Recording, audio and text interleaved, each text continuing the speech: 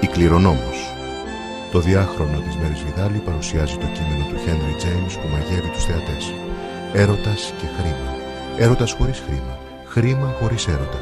Και ο συνεχής πόλεμος εξουσίας θα μας τυχιώνουν για πάντα. Κανένας άνθρωπος δεν αξίζει να ζει έτσι. Εγώ όμως που να σε ξεγελάσω, που να πάρω την κληρονομιά σου και τρέξω πίσω του για να τα ξοδέψω όλα για το Χαλιμήτρο. Τι λες, θα το κάνω? Δεν ξέρω, παιδί μου. Δεν ξέρω. Λοιπόν, ποτέ δεν πρόκειται να μάθεις τι θα γίνει.